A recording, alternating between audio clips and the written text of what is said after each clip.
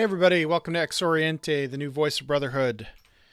We are your hosts, Eric Diamond, and Jason Van Dyke. Hi.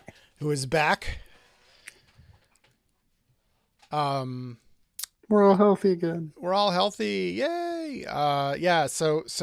Again, special thanks to Mike Hambrecht for literally leaping into the breach head first. Had no idea what was going on. I need a Welcome to the club, co-host and I Mike. need it now. Welcome to the club, Mike. Um, yeah, but thanks very much. So tonight, a couple of housekeeping things first. Uh, we'll be here next Sunday, but the following two Sundays we may not because I will be in Europe. I will be, yeah. So we're gonna do Gallivanting? gallivanting. I am going to be gallivanting this time. It's not work related. It's purely for fun. Going to London and Paris, and hopefully there'll be some Masonic stuff happening. Although I have to sort of figure that out with the Grand Lodges. And I'll be shooting some footage while I'm out there. Um, Oh, yeah, so hopefully we'll fun. have some stuff. I'll bring some stuff back in terms of some cool things to look at Nifty. for the show. All right. Yeah. So tonight we wanted to talk about the level, specifically kind of the term on the level, and the origin of this topic started a couple weeks ago. There was a there was a thread. So for some not quite understandable reason, I was invited and allowed into a group called the Texas Freemasons, which is mostly guys from the Grand Lodge of Texas. In fact, I'm pretty sure it's because I have lots of Masonic friends there. Um, and there was an interesting conversation, and so this kind of arose out of the recent documentary that was on Netflix on Inside the Freemasons, which we will be talking about next weekend. Hopefully, that'll be the show topic for next weekend. But one of the things that they showed in that documentary was this thing that the UGLE is doing. They're calling it the university scheme. I love the way they use that. Like, it just sounds so devious. But for those who are the uninitiated in all the ways of things British, scheme is just another word for plan. So it would be like saying, in the States, it would be like saying the university program. Um, but yeah, so the idea of the university scheme is that the university scheme, um, they and you might know more about this than I, Jason. I do. Yeah, tell me about what. I Wouldn't no, surprise probably me, don't. not a bit. But Yeah, no.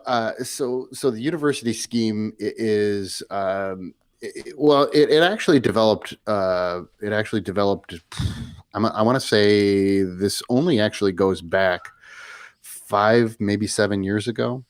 But it's a very very old idea from England.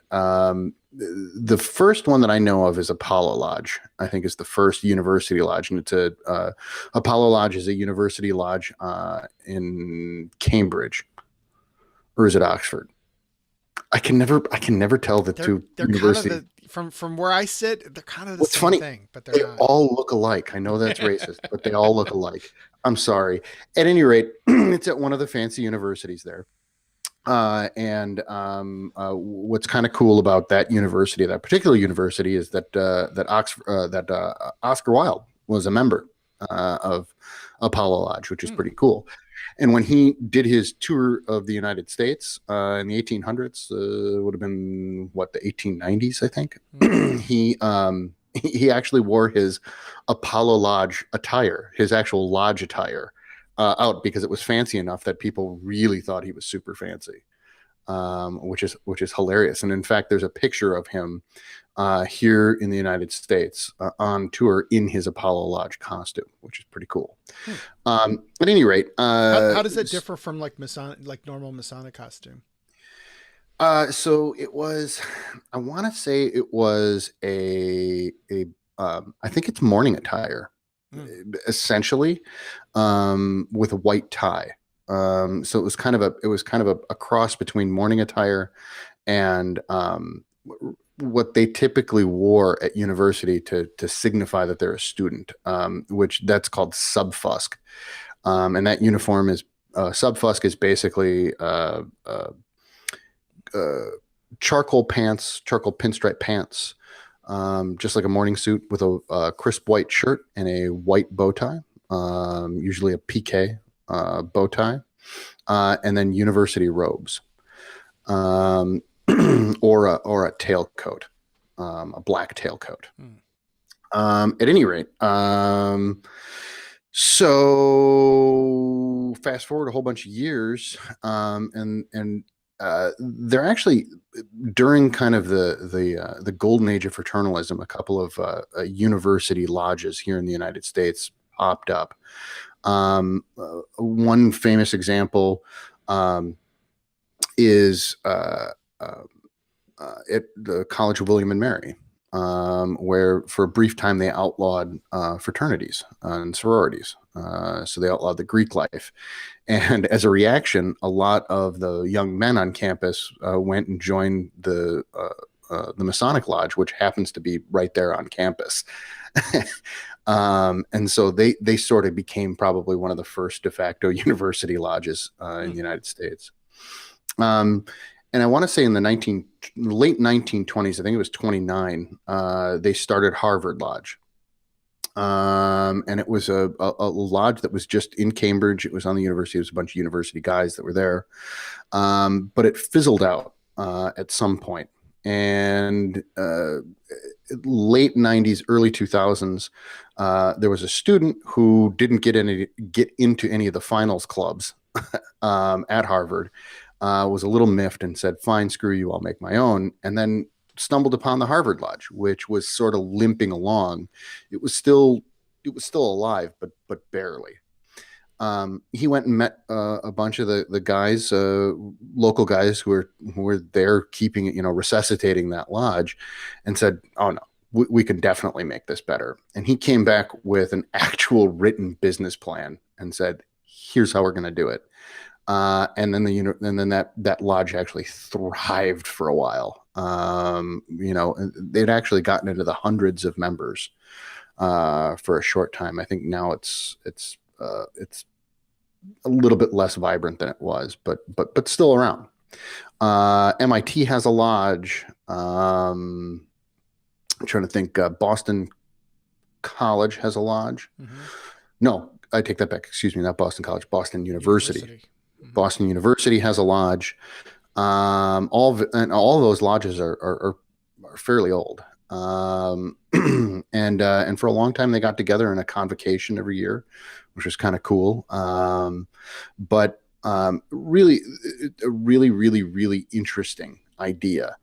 And then about 5 to 7 years ago, the United Grand Lodge of England decided that, as part of its membership drive, they were going to really focus on the university lodge experience. And they were going to set up lodges in all of the university towns all over England. And they were going to put the full weight and support of the United Grand Lodge of England behind it. They actually they have a staff person there who's I believe is a district deputy grand master, which is a bit of a muckety muck on that side of the pond. And they put him in charge of the whole thing, and it has like its own website. And they really pushed it hard. And the reason that they put so much into it is because they'd come to the realization, as most Grand Lodges have now, that the children are our future. And so Thanks, Whitney. right. So they all figured it out, and they said, "Geez, this is plum ripe pickings. All we have to do is go into these places and tell them, like, yeah, so the Greek frats that you're in, yeah, right. They all got that stuff from us. We're older, we're better. Come experience the original thing, Mm-hmm. and they've done fairly well at that. In the United States, the university lodge idea has really caught in a hold. This year, they set up one in New York for Columbia University. There's one in North Carolina for UNC. You founded one, didn't you? I did. I founded one for the George Washington University here in Washington D.C. And so they're kind of all over the place right now, and they're really doing pretty well across the board. There are a few exceptions here and there where but it's like any other lodge, right? It's it's who you've got in the seats, who's coming, who's dedicated, and how much time are they spending on it. And so, they sort of ebb and flow. And what's interesting is that they sort of ebb and flow because they've got a bit of a transient population in those lodges, right? You come to college, you probably join a university lodge, and then 4 years later you're moving to another part of the country, right? Or maybe overseas or something like that. And so that's an issue that all the university lodges have to kind of struggle with and figure out a solution to that to keep their members engaged over the long term. Right. So there's a lot there to unpack, right? So yeah. So sorry. Yeah. It's okay. Let's get to some of those aspects a little bit later. But what I want to do is, well, there's a couple things. One is that in the UGLE, and here too in the United States. I think we lost Jason. Hopefully he'll be back in a second. In the UGLE, the idea of affinity lodges. So I was just saying, Jason, when you kind of disappeared for a second. I popped out. I'm sorry. It's okay. The idea of affinity lodges has been around for quite a long time. And so you have lodges in the UK that are, there's a lodge called the Football Lodge, which is, people who are really into soccer, football. And there's there is a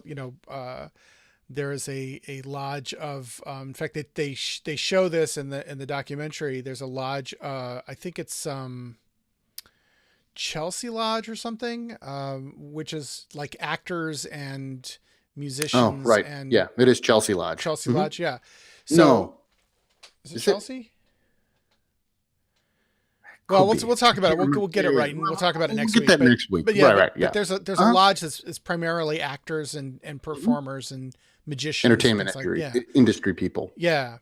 And and even here, like last time I was in at Masonic Week, I met a guy who was a member of a New York lodge called Publicity Number 5, which was the advertising and public relations, guys in that. And so there's in DC, we're literally the capital of the world with affinity lodges. I mean, we've got especially with our foreign language lodges and our cultural lodges. So we have one of our new lodges is an Irish affinity lodge, Erin Lodge number 98. And we've got, that's our newest one.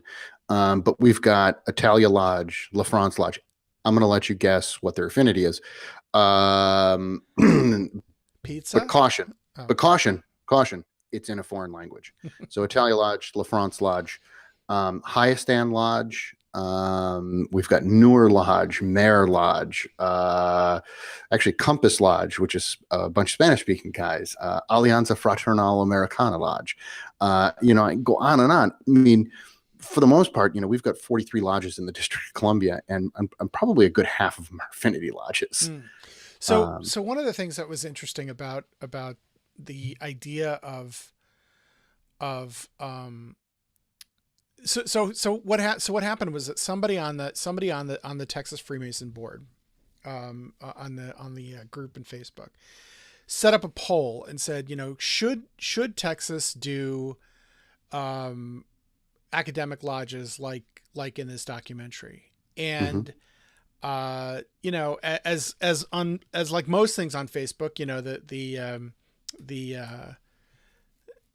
the response was split. But basically, there was this contingent that was really, it was very interesting. There was this contingent that was kind of like that felt that lodges like that were not on the level, and that by restricting membership to a certain, college or a certain profession or something like that, you're now it's not on the level anymore. And my first inclination was like, that's crazy. But the more I thought about it, the more I thought, well, there are some valid points there. So for example, in the university scheme of the Grand Lodge of England, if you are a university student and you join the lodge, there are reduced dues, right? So your fees, your initiation fees and stuff like that are reduced, for a period of time, because you're a student, right? And right. And that is something that I know, like, they would never do that in Illinois, because there's code that basically says, if you have dues, those dues are they apply to everybody because we're all on the level. And so you can remit dues. Sure. Right. You can basically say, oh, this brother's, falling on hard times. He can't really afford his dues. We will remit the dues, but you cannot say for a certain group of people, they're going to pay less than another group of people, because then it's not on the level anymore. Yeah. Right. Yeah. Well, yeah. Yeah, that's interesting. I thought a bunch about this too. And it's a good. It sounds like a good argument that it isn't on a level. That it introduces more exclusivity, but when you really break that down, it starts to lose its weight in the fact that Masonry, it's already exclusive, right? And not just that, but we've got a pretty long and illustrious history of making it more exclusive. The third degree is a really good example of that. Actually, it's probably the first good example of that. Originally we only had 2 degrees, but by 1723 we get the third degree. And why? Probably because people are like, well, everybody in the lodge is special, but some of us are a little bit more special than everybody else.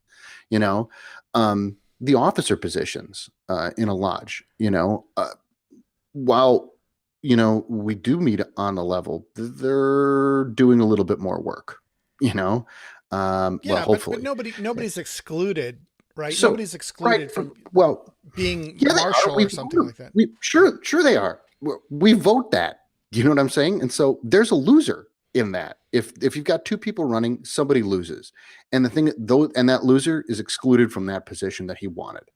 And so that's yeah, but that's different. Sort of it is different. You're 100% right. Right. So in other words, what it would be like saying, if you want to be master of this lodge, you have to, make a certain amount of money, test. Or no, not pass the test, because anybody is eligible to pass the test. Well, sure. All right. Okay. Right? Okay.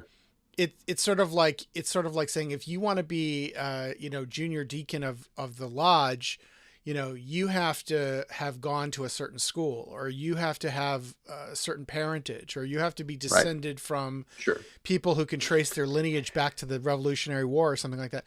That I think is kind of where the argument is, right? So in other words, if I wanted to, your GW is Colonial Lodge, right? Correct. Right. The Colonial Lodge. The Colonial Lodge. All right. So if I wanted to join the Colonial Lodge and I showed up at the door and said, hey, I'd like to petition, what would you guys say? Sure. So here's why. Yeah. Well, and it's the truth. It's actually the truth. And here's why, is that we talked about it a lot in the beginning. At first, we really wanted to be exclusive, students, faculty, staff, alumni, all that kind of thing, right? And we kind of really got talking about it, and we were like, but number one, it really came up because of affiliations, right? So if Eric Diamond came to the Colonial Lodge, and was just blown away by how awesome it is, because why wouldn't he be? But he would have been like, you know what, you guys blow my mind. This would be my home in DC if I could have one. Would you take me? Well, here's the problem, right? Is that if we said no to you, you just show up anyway. You're a master mason. You got a valid dues card. You walk into my lodge anytime you want, right? But Pretty much, but yeah. but Okay. but if I say yes to you, you're still going to walk into my lodge, and you're going to pay me $190 a year to do that. Done, sold. You're in. All you have to do is say, yeah, on your little application, what is your affinity to the George Washington University? And you just go, big fan. Done, sold, you're in. And so that's the thing, right? So one of our early members, his daughter was born in GW Hospital. We were like, good enough for us. In you come. Why? Because they still have an affinity for the George Washington University. That's enough for us, right? Now, I once stayed at a Holiday Inn that had a picture of George Washington in it. That's great. He might have stayed there. The thing is that I can't speak for those people, and what their motivations are, or why they want to do it. And frankly, I don't care. As long as they're enjoying and we're enjoying and everyone's getting along, who cares? But for me, I would feel a little weird, I mean, depending on the connection and things. I mean, I don't know if I would I certainly wouldn't want to join Apollo Lodge, right? Even though I think they're awesome and they're cool. But then again, I don't know. I have a whole punk rock poser thing in my head, and so I don't know if I'd be able to do it. But that being said, like I said, I can't speak for other people. What do you mean you have a punk rock poser thing? That whole that whole don't wear skate shoes if you didn't skate. Like I just see. Okay, I don't like posers. Got it. Okay. It's always angered me, and that's that crappy '80s punk rock attitude. Gotcha. Okay. Yeah. Okay. Yeah. But yeah, so I mean, I don't know.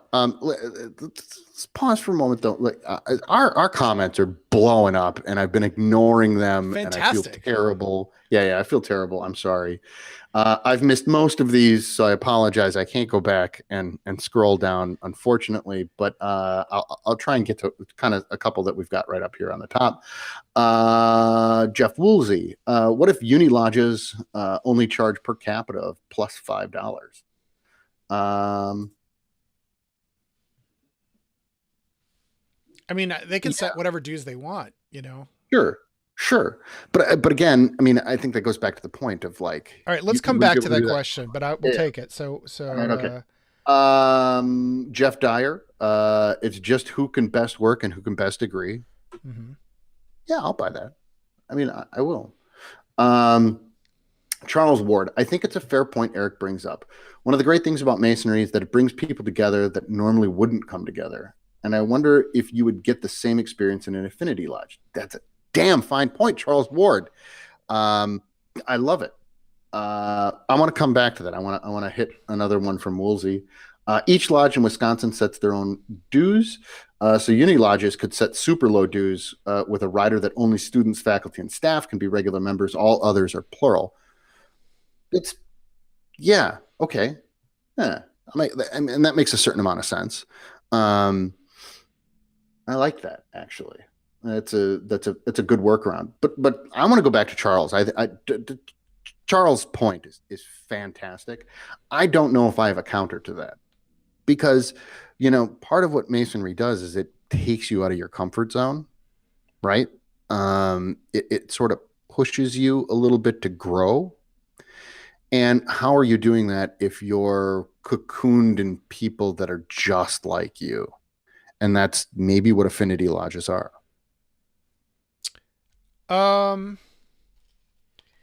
Yeah and no. Like I see that argument, but I think in real life, like when you have people. So, for example, let's say we have an affinity lodge that it centers around the medical profession. Right. Yeah. Okay. So there are certain realities of the medical profession, like people are on call all the time, and Sure. like they work weird hours, and Hmm. et cetera, et cetera. And so this And allows, according to Grey's Anatomy, they're all sleeping together, but and they're all that's sleeping together, right? right. So, well, it's not our kind of masonry, but Right. Fair. right, yeah, Fair. Yeah. maybe the French style, but I'm in so much trouble. I'm in so much I trouble. know. Anyway, Dig that hole deeper, all Diamond. right, Dig it digging. I'm deeper. digging. I'm digging. Um, but here's the thing. What it does is it allows that lodge to enact certain rules and traditions are that cater to that particular type of that type of person, so that they can have a full Masonic life. So a good example, we have a Right. lodge called Okay. Triluminar Lodge in Chicago, and that was the people who worked in the entertainment industry and Okay. and the restaurant industry, right? So Oh, it's a daylight lodge. They meet during the day. yep.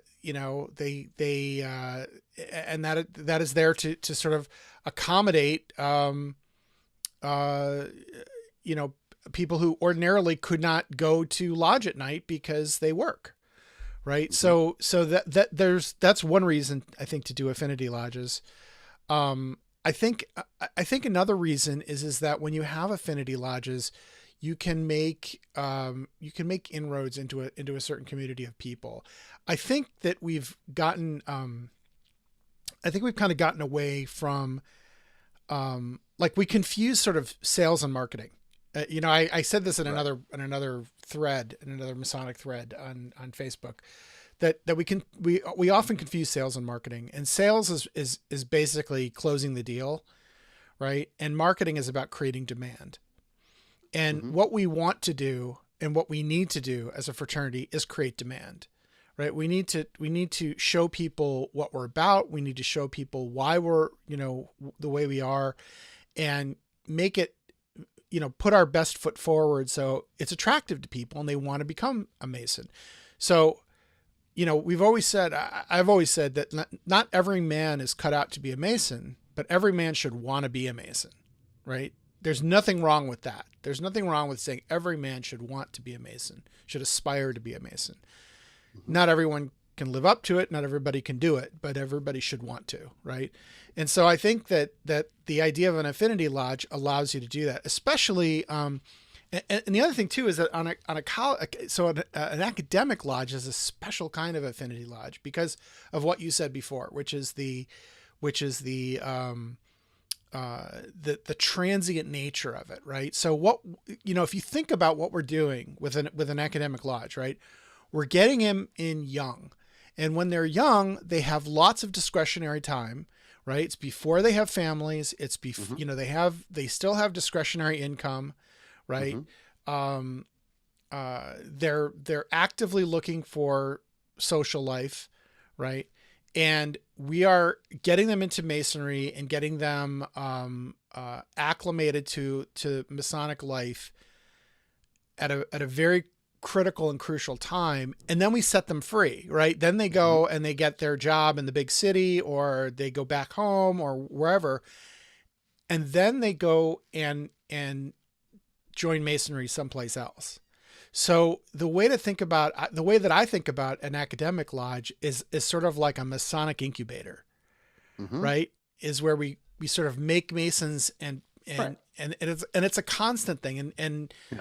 I know that academic lodges struggle with it, but that's Well, part of the. actually, it's part of the argument that we made at our founding too, because they said, listen, there are struggling lodges. Why don't you go and prop up a struggling lodge? Why do you have to make something new? And part of our argument was, well, a, um, you know, you should probably pay attention to your ritual better because there is a life cycle to everything, Mhm. including lodges, and this is the birth of a new lodge. That's one. But two, um, you know, what we were hoping to do is find a good, comfortable space for these guys. Right? We bring them in, especially the undergrad guys, which by the way, we we've done a lot of thought on. How young is too young? I mean, sure, we can legally we can pull them in at 18. Do we want to do that? You know, Depends on the 18-year-old. exactly. But even then, we need to be really careful about, the kind of at 18, what are we foisting on them, right? And if we don't give them a good experience, and we might really ruin them. So we want to be really careful with that. And so at any rate, these young guys, when they come in, we only meet almost once a month, right? I think we 9 meetings a year now, but in the beginning we were only meeting quarterly. And what we told people is kind of our goal is, let's get them in, let's give them an incredible initiatory experience, let's show them what Freemasonry can be, Mm-hmm. and then hopefully they're going to want more and they'll affiliate to other lodges.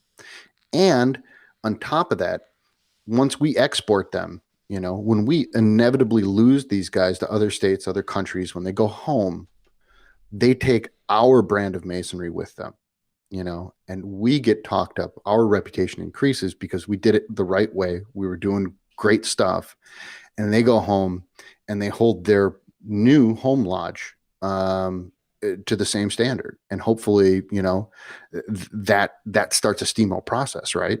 Mm-hmm. And we said, and that's good for Masonry on the whole.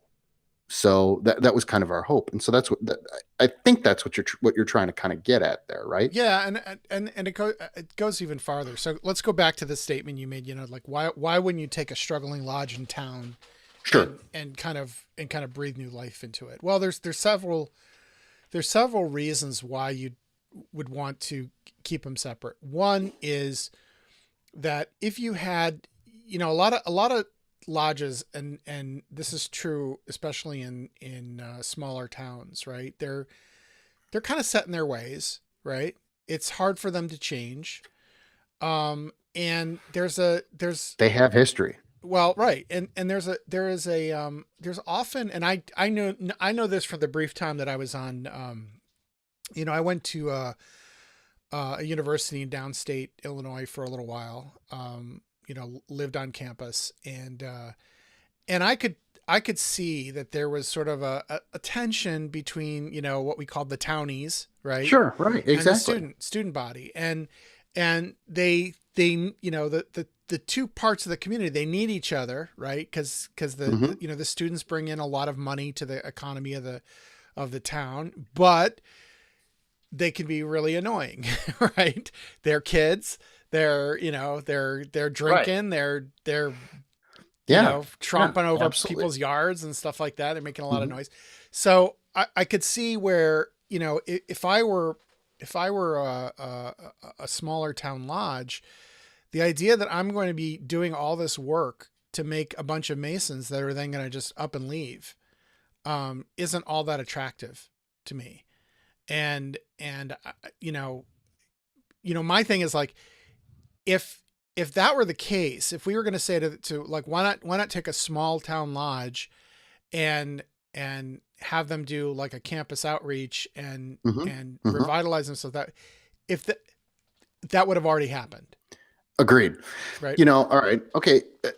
Before you go, I want to get to one because Jeff Woolsey has a great comment on here. Mm-hmm. A couple of them actually, but Jeff just said, in Kenosha, they had a rich lodge and a blue collar lodge, and he said the division wasn't stated or necessarily enforced, but a lot of self sorting happened, and that's typical, right? And Yeah. so, what's the difference between that, right, and just saying it out, out in the open, I guess. Although, uh, I would argue that we're definitely not the rich lodge. It's a bunch of college kids.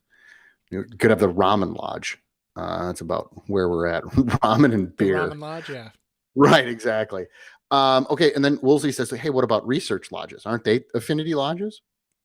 To which Charles Ward said, I would suggest they are to a point, but generally research lodges are made up of Masons who join through another lodge and have a shared Masonic passion, right? Just what we were saying about, hey, you Yeah. join one lodge. In fact, I know of Right. very few. In fact, I don't know of any Mm-hmm. lodges that are Mm-hmm. that are not affiliation lodges. Yeah, lodges of right. research, right? Exactly. Yeah, yeah. Yeah, I don't think I can't think of one. And Woolsey said true. The one I know doesn't confer degrees. I don't think any of them confer degrees Yeah. that I can think of. So yeah, Greg Knott. I've had numerous students at the University of Illinois join our local lodges. I believe it's a great service to give those men a chance to join the fraternity. Yeah, totally. It's exactly what we're talking about. Yeah. And that's, and if you've got them, if you're in a college town, right? Like University of Illinois is, Yeah. if you're down in a college town, it's Springfield, right? Am I? No, it's Urbana Champaign. That's it, Champaign Urbana. If you're in a college town, it only makes sense that you have a university lodge, right? And the thing is that those guys eat it up. Someone down the chain, and I apologize because I missed it. I saw the comment, but I apologize for not calling you out on who you are. Said something that's really interesting, and I just lost it. Damn it! The setup killed me. It was what did they say? They said they said, hey, I think it was Woolsey said, hey, wouldn't it be a good idea if we reached out to like some of these Greek letter councils from from the universities and said to the councils, like sat them down and said, hey, listen, hope you guys are having fun with your Greek life here in college. When you're done and you want adult Freemason, adult fraternity, we'll be here, And I don't think that would ever work. I don't think that would ever work. And I do actually. No. I'll tell you why. It's not a terrible idea. No, it's not. It's not a terrible idea. It's a great idea, but it would never work. And the reason it would never work is because the national Greek bodies see themselves as a lifelong fraternity. They don't. In other words, the idea that you go to college for 4 years, you're in a fraternity, and then you leave. It wasn't Woolsey. Okay. That's right. Shut up, Woolsey. Take credit for what it is. The idea that you would do that and then leave, they don't, they see that as sort of a lifelong thing. So they would see it as poaching. And in fact, the Masons did do that. So the Masons had, the Masons started a college fraternity called Acacia. Yeah, right. Right. Which is it was dedicated to service. Mm-hmm. And it was, for I think it was started in like the late 1800s and, up through the 1960s, I think it was affiliated with the Masons, and it was sort of the college arm of it. Right. It was limited to Master Masons, I think, for at least a significant period of time. And now it's completely independent. It still exists, but it's completely independent. It's co-ed. Right. It's, Right. Yeah. The NCAA of Masonry. Yeah, but we could put students in, but we couldn't pay them. Yeah, well, yeah. So I think that. But here's what I do think, though. I mean, given what's been going on in the country this week, without getting into politics, right? But my prediction is that Greek life is going to come under a lot of scrutiny. It has already. It's been under tons of scrutiny for the past 5 years. Yeah. I mean, and it is getting more and more difficult. Yeah.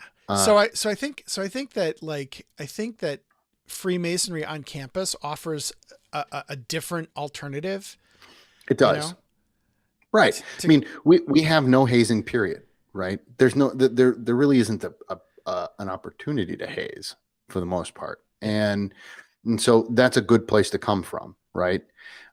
Two is that it's run by adults. It's generally not the students. It's not the students running the asylum. Right. And so, yeah. And I think you're 100% right. It's really interesting. The Harvard Lodge, they were not founded as an alternative to Greek life or as a Greek life, past your 20s. It was actually founded to compete with sort of the finals clubs. Like, you didn't get into a finals club. Well, come this way. We'll give you, we'll give you a finals club that's cooler. It's older. Well, it's not older, but it's just as fun, right? Mm-hmm. And they actually one of their ideas that I think was one of the coolest things that they did is that they centered life in that lodge around one event. And it was meant to gather as many guys as they possibly could to come back into town, to come to a lodge meeting, make it the big fun lodge meeting. And that was the Harvard Yale game. Every year they would have a giant lodge meeting and then a huge festive board afterwards that they would raise crazy amounts of money for charity, and just have an uproariously good time together, because it was the one time of year that they'd all see each other again. And it was, and they were going to do it anyway, because the Harvard Yale game is something that all the alumni from both universities it's like Army do. Navy. Right. Yeah. That's exactly right. That everybody does. It is unmissable. Yeah. And so, they kind of injected themselves into that tradition, which is smart as hell. And they made something huge out of it. And I think that that's kind of the type of thing that a university lodge should sort of shoot for, right? Is to inject yourself into the university as a part of the university, as a part of that tradition of the university. And you'll have success with it. So I want to go back to the Sure. discussion in Texas, and one of the things that I found a little concerning, a little disturbing, was that there were people who were offended by the idea because of the difference in education, right? That they thought Sure. that the fact that you were doing like an academic lodge and requiring college affiliation or college education, somehow suggested that people who didn't have that college education or didn't have that degree were somehow looked down upon and things like that. And so again, they felt that it was so one of the things that, like, I think one guy said, and I'm paraphrasing here, said something like, well, like, any Mason has the right to join any lodge they want, which I don't agree with. I don't think any Mason has the right to do. I mean, to become a member of a lodge is at the will and pleasure of the lodge, right? It requires an act of the lodge in terms of the ballot. Sure. To allow somebody, whether or not they're but they have Mason, the right to apply. They have the right to apply. He's right. Yes, absolutely true. And I could imagine that even in an affinity lodge, somebody has the right to submit a petition. Sure. And if they don't meet the criteria, they can, they can be gently steered away by saying, hey, this is really an affinity lodge. Or if they insist, throw a cube. Them. Right. Yeah. Right. It can happen. Yeah. Yeah. So, but do you think that there's a possibility for misuse? I mean, do you think that those kinds of lodges, I'll give an example. Like, we have a lodge in Chicago. It's a relatively new one, called Lux Lunae, and they meet on the full moon. It's kind of a cool lodge. They kind of have a bit of an esoteric bent, and like, I know most of the guys who are in it, and great guys, right? But man, that's an expensive lodge, because what they did was they went and they rented their own. They basically rented a big loft in Ravenswood, which is a neighborhood in Chicago, and they have like a library, and they, I think all the meetings are black tie, and like it's definitely a silk stocking lodge, and I think that, I don't know exactly what the dues are, but I've heard, like, it's like $300 a month or something, like, because they're paying rent. Right. So they've got to amortize that over, they don't have like a big endowment or a lot of members and stuff. So the question is when you have a lodge like that, is that somehow putting people at a disadvantage relative to wanting to join?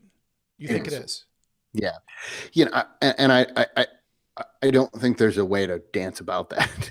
There really isn't. It just is, hell, I don't know if I could do I could maybe do $300 a month for a lodge. But I'd have to sacrifice to get there. And first of all, I wouldn't be willing to do it, but the Jason 10 years ago certainly could not do. I mean, it would have been a physical impossibility. They might have well said it's 300 million a month. I mean, it would have been the same number. Yeah, well, You know what I'm saying? But my point is that yes, it absolutely does limit your membership. It does. Period. But no. you know, That's that not, being said, yes, it that's does limit not the that it's membership, not, but is it but it's not weird. unmasonic? Is it unmasonic? No, because it's not. Because if you go back to the founding of our organization, right? Mm-hmm. Have you looked at what the dues were? No. They were expensive. Yeah. They're really expensive. Here in Washington, I know in 18 would have been, well, right around the founding of our lodge, actually around 1811, but around the founding of our Grand Lodge. If you missed Grand Lodge, your lodge had to pay $25 in 1811, which was serious dough. That's if you missed a Grand Lodge meeting, right? Yeah, that would have been about $350, I think. Yeah. No, $25. Yeah. About $400. Yeah, right. It's just so, and that's just for, you didn't show up.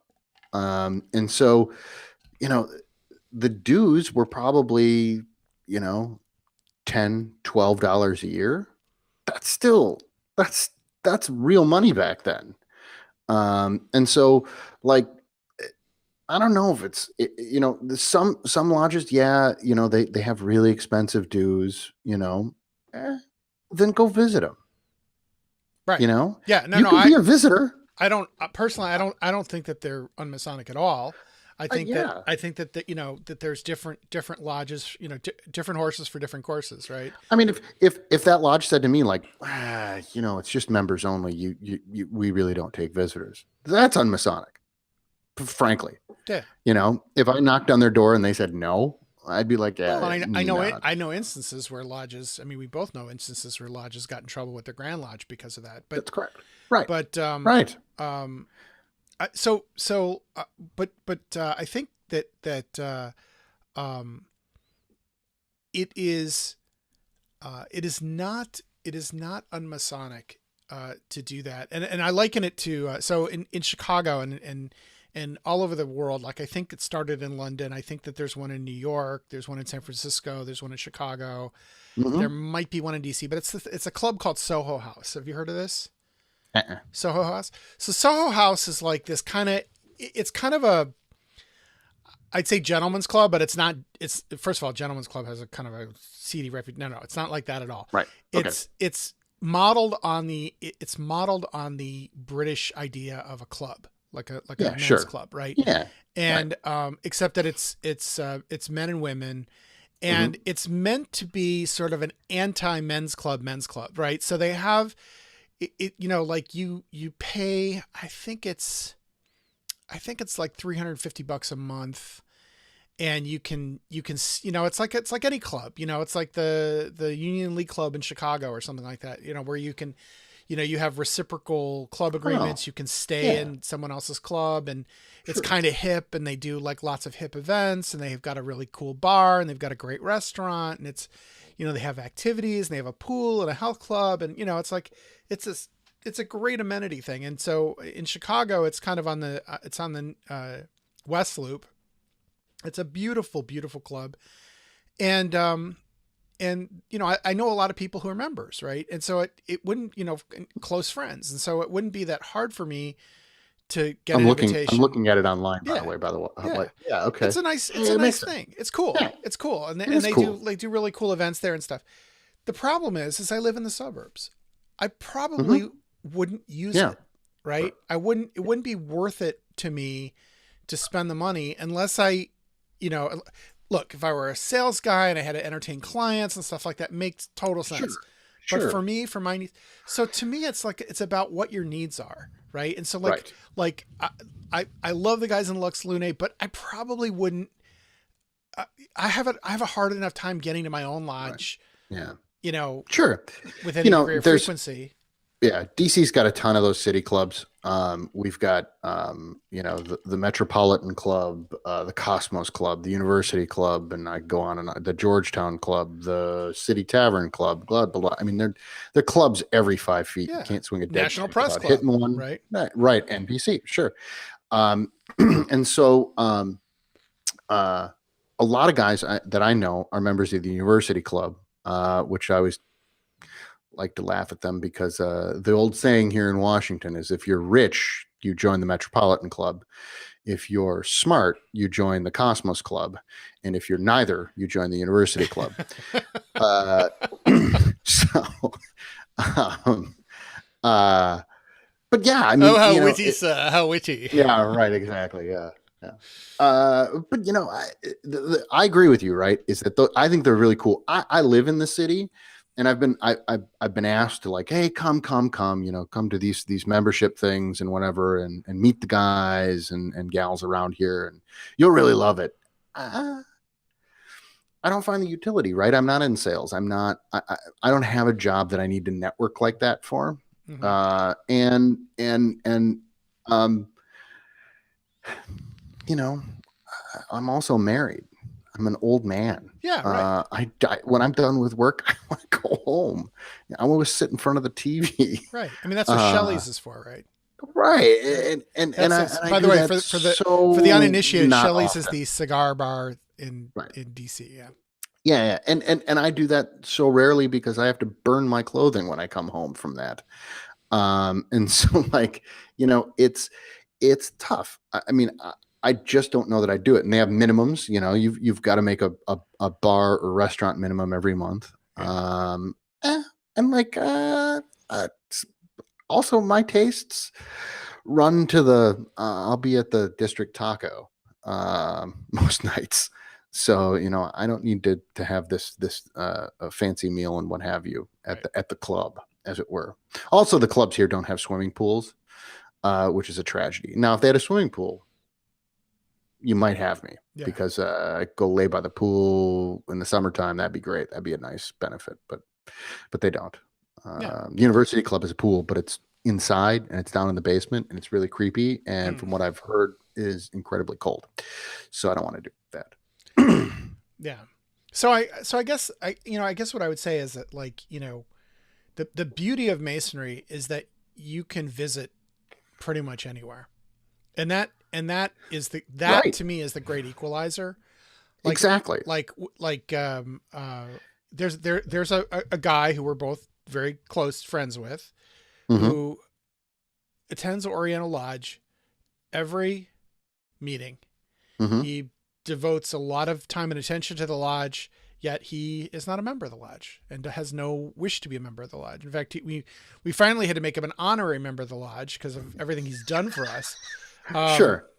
Yeah. But he doesn't, he has no need to join. And I think that's brilliant. I think that's, he's a member of enough lodges in his life that he doesn't feel the need to be a member of another one. And yet Correct. He has a full Masonic life here in Chicago. Right. Mm-hmm. And so I think, I think that is sort of the cure for, for this question of, is it Masonic or not?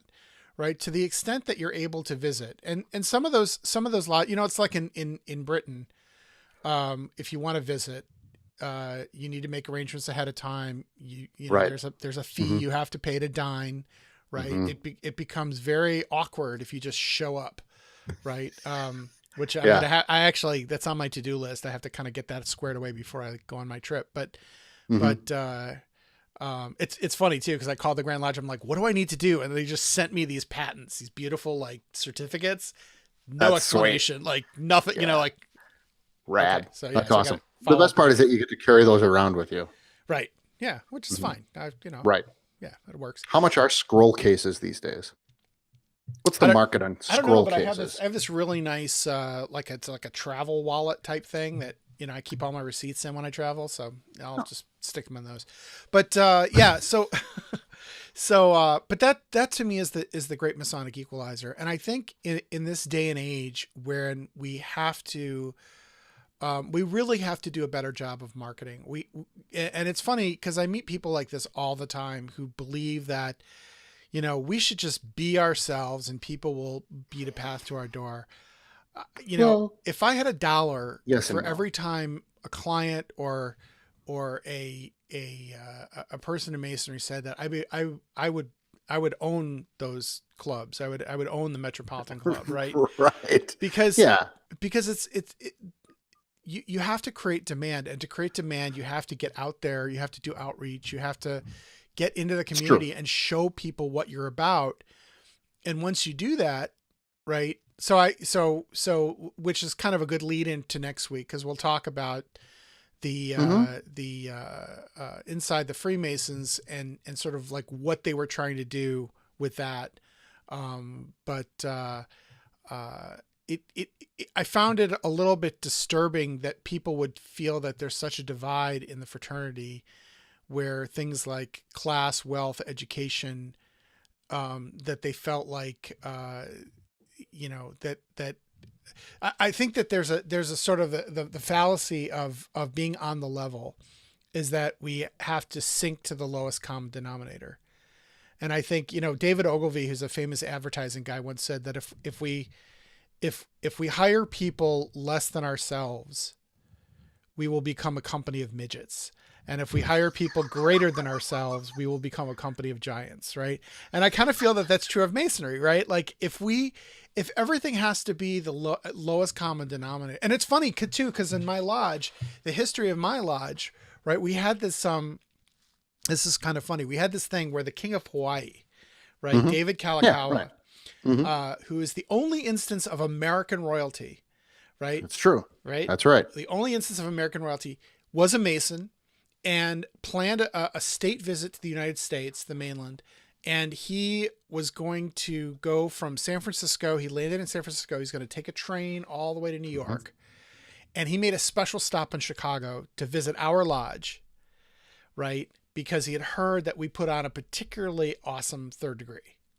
Now, we do produce a particularly awesome third degree, but in those days it was very, very elaborate. And Hmm. the legend is, and it's sort of apocryphal because we could never find actual proof of this, but the legend is that the New York lodges got very miffed about this, because they thought they sort of had an exclusive, Hmm. and they complained because, because I guess when the king got to New Wait, New York, York complained? he's like, yeah, I've already seen a third degree. It was great, and right. And so the That's New Yorkers awesome. were like, what? And so Uh huh. they complained, and the edict then came down, in the Grand Lodge of Illinois, that, uh, the the third degree could only be as opulent as the poorest lodge in the state, right? And I think, and that sort of killed our opulent third degree with costumes and scenery and all that stuff. That's the story, but it teaches kind of an important lesson, which is that Yeah, sure. if we have to kind of, um, if we have to kind of, make everything equal to the lowest common denominator, right? That's not going to help the fraternity. It's not going to help the craft. Never helps anything. Right. Right. That's good. I Charles Ward has the comment of the evening. Affinity lodges for jockeys and basketball players might work.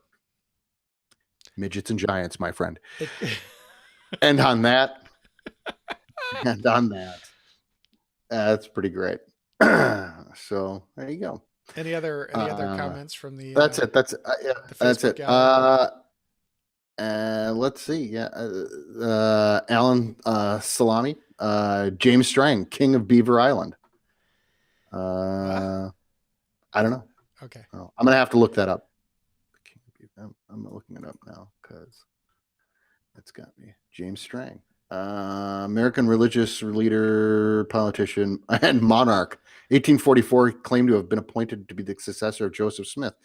Oh, We should have known. oh. Should have I known. thought it might have been something like, you know about Emperor Joshua Norton. You Uh-uh. heard about this guy? So No. he was a guy in San Francisco who proclaimed himself emperor of California, and Mm-hmm.